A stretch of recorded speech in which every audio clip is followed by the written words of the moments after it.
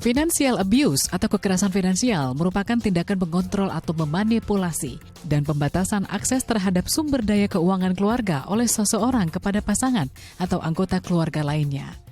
Bentuk kekerasan finansial bermacam-macam, seperti kontrol penuh dalam keuangan, melarang keras pasangan bekerja, dipaksa menyerahkan pendapatan, hingga membatasi seseorang untuk mengakses keuangan pribadi. Meskipun tidak menyebabkan luka fisik seperti halnya kekerasan fisik, namun kekerasan finansial sangat berpengaruh kepada kondisi kesehatan mental dan psikis korban. Ironisnya, hal ini seringkali diabaikan dan dianggap normal dalam hubungan keluarga. Ya, untuk membahasnya lebih lanjut, kita telah terhubung langsung dengan Mas Melvin selaku perencana keuangan sekaligus founder dari Finansialku. Kita langsung sapa. Selamat siang Mas Melvin, apa kabar di sana Mas? Selamat siang Mas Hendro, kabar baik. Oke, kalau kita lihat di tayangan tadi, sebetulnya banyak masyarakat kita yang tidak sadar kalau dia itu atau seseorang tersebut mengalami kekerasan finansial ya, atau financial abuse. Tetapi sebetulnya definisi dari financial abuse atau kekerasan finansial apa sih Mas, supaya masyarakat kita juga paham nih? Oke, Mas Hendro, jadi kurang lebih kalau dalam rumah tangga itu kan bisa terjadi kekerasan. Biasanya itu orang tahu kekerasan itu fisik ya, pukul atau tendang atau mungkin juga kata-kata kasar itu kekerasan verbal. Tapi ada kekerasan-kekerasan yang dalam hal finansial. Nah, kekerasan-kekerasan finansial ini biasanya dalam bentuk kesewenang-wenangan di bidang keuangan rumah tangga. Contohnya kayak, kamu nggak boleh belanja gini-gini, atau ternyata kau udah ambil data-data dari pasangan, kau udah untuk ngajuin pinjol tanpa ada sepengetahuan gitu. Nah, itu adalah contoh dari financial abuse atau kekerasan dalam keuangan di rumah tangga gitu. Agar tidak bias ya, ini ada banyak sekali kasus yang terjadi di dalam rumah tangga ya, terutama untuk pasangan Betul. suami istri. Ketika sang suami membatasi istri untuk berbelanja atau hanya menjatahkan dalam nominal tertentu untuk jangka waktu 1 bulan, katakan 5-10 juta, kemudian mau tidak mau harus bisa dikelola sampai kita bertahan hidup sampai akhir bulan. Ini termasuk kategori dalam financial abuse atau sebenarnya ini sah-sah saja asal sang istri tersebut pintar mengelolanya atau seperti apa Mas? Ya, Mas Andrew, jadi sebenarnya budgeting dalam rumah tangga itu hal yang common ya. Jadi ini maksimal untuk pengeluaran segitu common atau hal yang umum lah. Tapi yang nggak umum itu kalau standar ganda. Kalau suaminya makan boleh, misal sampai sekali makan di resto bisa 1 juta, tapi kalau istrinya nggak boleh. Nah, itu sama-sama pengeluarannya sama, tapi standarnya berbeda atau standar ganda. Nah, yang kayak gitu yang abuse.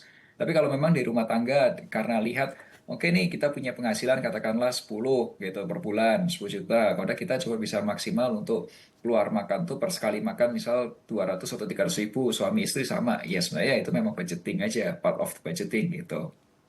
Oke, jadi balik lagi ke budgeting dalam tiap-tiap rumah tangga ya. Betul, Oke. betul. Oke, kalau jenis-jenis eksploitasi yang biasanya sering terjadi di dalam rumah tangga, ini seperti apa, Mas Melvin? Nah, saya kasih contoh mungkin dari pengalaman-pengalaman yang saya pernah temui itu ada, ini contohnya 5. Satu, katakanlah dikontrol untuk belanjain yang tadi tuh. Pokoknya, tapi kontrolnya tuh kurang apa ya, budgetingnya kurang masuk akal. Ini biasa terjadi. Biasa gini, suami punya penghasilan, terus store ke istri, terus uangnya dipegangin sama istri, kekeh banget gitu, dipegangin kenceng banget. Kalau suami cuma dijatah.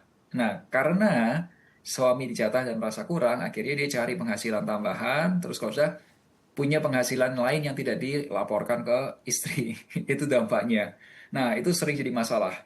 Kemudian juga kadang-kadang ada suami atau istri yang suka punya pengeluaran diam-diam. Contoh, kalau suami itu punya pengeluaran diam-diam biasanya terkait dengan hobi. Ya, lebih baik minta maaf daripada minta izin, istilahnya, ya kan? Nah, kalau istri biasanya atau yang perempuan, biasanya itu kalau bantu keluarga, itu biasanya nggak komunikasi lebih dulu. Tiba-tiba ada pengeluaran besar dari pihak istri. Itu biasa contoh satu. Kedua, ada juga pasangan suami istri biasanya ya, biasanya juga yang di kelas menengah bawah itu, karena kondisi ekonomi yang kekurangan, biasanya rada maksain. Contoh, pakai untuk judi online atau mungkin pakai pinjaman online, khususnya pinjaman ya, itu tanpa komunikasi dengan istri. Jadi tiba-tiba ngajuin pinjaman aja gitu, atau malah menggunakan data dari istri atau pasangan untuk dipakai buat pinjaman online gitu. Nah, itu salah banget gitu. Itu yang kedua. Yang ketiga, itu ada juga nih kasus kayak wah, suami istri punya rekening investasi, katakanlah punya rekening saham gitu. Tiba-tiba dipakai aja tuh semua diambil sahamnya. Itu juga sebenarnya financial abuse. Nah, yang keempat nih yang paling sering di Indonesia. Salah satu itu mengomentari pekerjaan atau merendahkan pekerjaan. Alah, kerjaanmu kayak gitu doang gitu.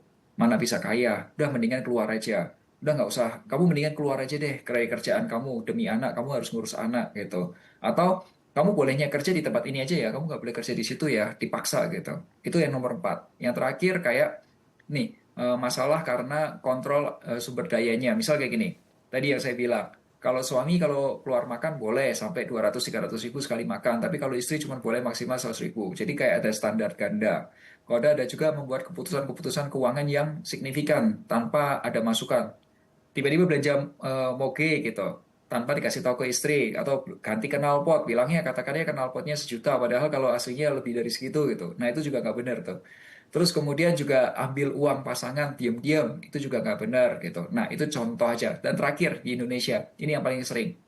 Jadi suami istri sudah mungkin pisah di rumah tangganya, kemudian ini lagi proses untuk perceraian atau apa, dibikin lama, ditunda-tunda, tunda-tunda.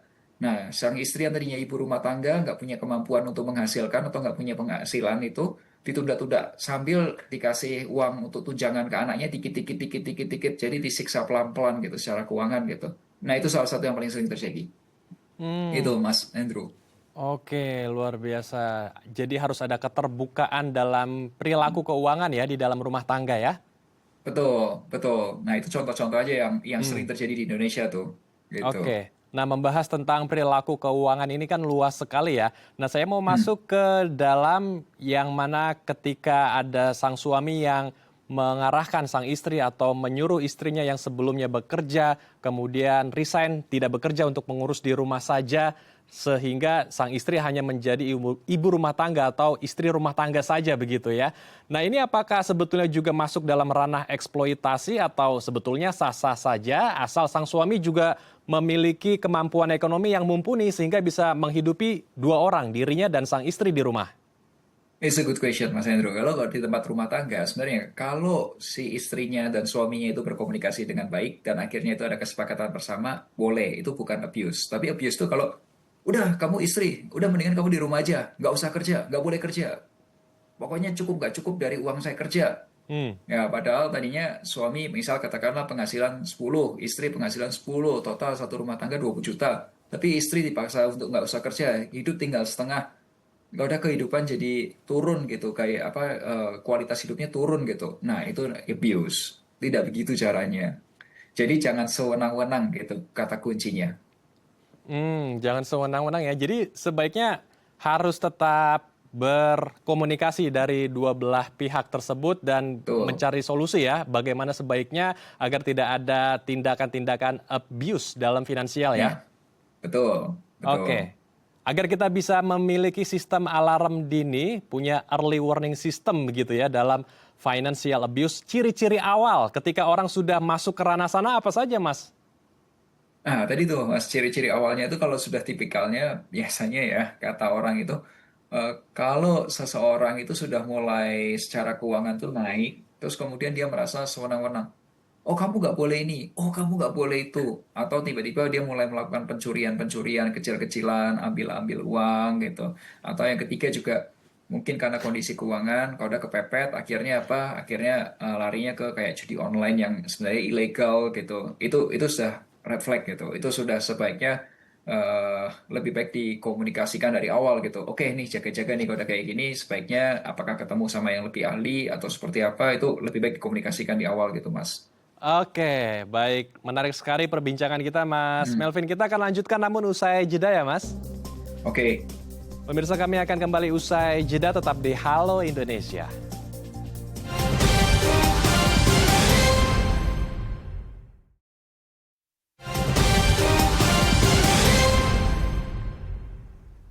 Terima kasih pemirsa Anda masih bersama kami di Halo Indonesia. Kita akan lanjutkan diskusi hangat kita bersama dengan Melvin selaku perencana keuangan dan founder Finansialku. Mas Melvin melanjutkan diskusi kita. Jadi ada banyak sekali tadi insight baru dari Mas Melvin ya, tetapi saya ingin membahas sesuatu yang mungkin banyak sekali disuarakan oleh warga, tetapi tidak begitu banyak juga yang menyadari ya. Ketika kita Mhm. membahas tentang sedikit wanita-wanita karir ya, karena ada banyak Yes. yang berkarir, wanita-wanita kita terutama di daerah ibu kota ya, dan banyak Mhm. yang sudah menikah justru prianya yang sepertinya suka semena-mena dalam tanda kutip. Artinya mereka mengatasnamakan emansipasi wanita ya, sehingga wanita tersebut, sang istrinya diizinkan untuk bekerja, kemudian mendapatkan penghasilan yang besar, tetapi suaminya di rumah malah santai-santai saja, bahkan ada yang tidak bekerja, hanya makan, tidur, dan tidak memiliki tanggung jawab penuh untuk menafkahi sang istri gitu. Bahkan kalau sudah punya anak maksud saya, ini juga dibiarkan begitu saja dan sang istri juga malah menganggap hal yang normal. Ini apakah sebetulnya juga masuk dalam abnormal finansial atau finansial yang abuse atau seperti apa, Mas? Ya, Mas Andrew, dulu hal itu jadi aneh ya, karena nggak common atau nggak umum gitu. Kalau misal istrinya yang jadi utamanya gitu, atau yang apa di rumah tangga utamanya. Tapi sekarang ini ada beberapa juga emang ibu-ibu yang sudah ngobrol sama suaminya dan dia memang ambil keputusan itu. Kalau itu sudah diobrolin, nggak apa-apa. Tapi karena satu kondisi ekonomi, udah contoh suami terkena layoff atau PHK atau mungkin bisnisnya tutup dan lain sebagainya, kehilangan pekerjaan, terus istrinya ambil inisiatif dan terus udah istrinya yang terus bergerak tapi suaminya malah tidak bergerak, sebenarnya itu itu sebenarnya menurut saya nggak wajar ya. Sebaiknya sebagai suami tetap aja apapun itu harus berusaha atau mendukung pasangannya ya. Ya mungkin penghasilannya nggak langsung setinggi istrinya, tapi pelan-pelan bergerak. Tapi kalau misal dari awal sudah dikomunikasikan, jadi kalau sudah dari awal sudah dikomunikasikan, it's okay. Tapi kalau misal dalam kondisi tersesuatu, pada akhirnya kepaksa istrinya yang kerja dulu untuk punya penghasilan, terus kalau si yang suaminya itu enak-enakan aja, menurut saya kurang kurang oke lah ya. Itu salah satu tindakannya namanya financial abuse juga gitu. Oke. Jadi ini harus ditindaklanjuti ya, harus bertanggung jawab Betul. sebagai pria untuk menafkahi istri dan juga keluarganya di rumah Ya, ya. ya betul, betul.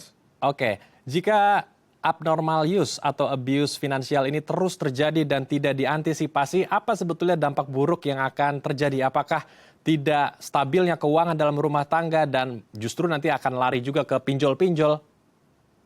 Eh, Kalau misal kondisi keuangannya mereka itu dalam kondisi yang kurang bagus atau menengah ke bawah itu bisa terjadi.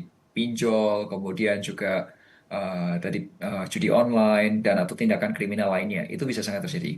Tapi kalau misal kelas menengah ke atas, dan kejadian financial abuse itu terjadi di kelas menengah ke atas, yang terjadi adalah pertama di keluarga tidak ada komunikasi, pasti pasti kering, nggak ada Hmm. komunikasi yang enak. Nah, kalau sudah akan terekskalasi atau makin besar lagi dengan cara apa? Terjadi keributan, keributan, keributan, keributan, akhirnya perceraian itu yang terjadi atau perselingkuhan itu yang paling sering terjadi. Oke, side effect-nya justru sangat buruk sekali ya. Ya, ya Oke. karena nggak nyaman. Oke. Jadi agar bisa memutus abnormal use ini, abuse finansial, apakah juga perlu orang tua mengajarkan bagaimana mengelola keuangan yang baik kepada anak-anaknya agar mereka juga bisa lebih terbuka dan bisa lebih bijak lagi dalam mengelola rumah tangga saat mereka sudah menikah di masa depan? Yes, sangat diperlukan. Jadi tidak hanya orang tua, kalau mungkin sekarang usia saya orang tua punya anak-anak, memang kita perlu mengajarkan keuangan buat anak-anak. Setidaknya ada tiga hal yang harus diajarin ke anak-anak. Satu, gimana caranya dapat uang. Kedua, ketika uang itu sudah ada, gimana cara ngatur atau ngelola tidak hanya untuk sekarang, tapi untuk yang akan masa datang. Yaitu namanya kita merencanakan keuangan. Yang ketiga, anak juga perlu diajarin nih, gimana caranya investasi, uang bekerja, gitu. Jadi ada tiga. Tapi kalau misal ternyata sudah seusia kita, dan mungkin orang tua zaman dulu tidak mengajarkan, ya memang kita perlu cari cara nih, belajar sendiri gitu. Karena kalau nggak ngerti caranya pakai uang, itu bahaya. Nah, untuk mengurangi financial abuse, itu ada juga sebenarnya tindakan atau langkah-langkah buat orang-orang yang mau menikah. Jadi kalau mau menikah, itu ada yang namanya perjanjian pranikah, perjanjian pisah harta. Itu juga teman-teman juga bisa pakai gitu. Sebenarnya perjanjian pranikah ini dibuat untuk melindungi dua belah pihak. Tapi ada banyak point of view atau sudut pandang kenapa saya membutuhkan ini. Kalau ditanya apakah saya menggunakan perjanjian pernikah, saya pribadi menggunakan. Karena saya merasa ini sebagai cara mitigasi risiko, bukan ke financial abuse, tapi ke mitigasi risiko karena saya seorang pebisnis gitu. Nah, tapi kalau teman-teman lain atau mungkin ada yang juga merasa nanti takut financial abuse dan butuh perjanjian pernikah, itu boleh saja. Jadi dengan adanya perjanjian pernikah, harta suami, harta istri, kewajiban suami, kewajiban istri, jadi terpisah gitu dalam rumah tangga. Oke. Jadi edukasi sejak dini kepada anak juga harus diberikan ya, agar tidak Betul. mengalami abnormal use atau abuse finansial. Terima kasih Mas Melvin telah berbagi bersama kami di Halo Indonesia. Salam sehat, selamat kembali beraktivitas Mas Melvin. Terima kasih, Mas. Pemirsa, Kwan Im The Musical, sebuah pertunjukan yang memadukan gerak teatrikal dengan musik sebagai panduan kisah legenda keagamaan Buddha siap dipentaskan. Informasinya usai jeda di Halo Indonesia.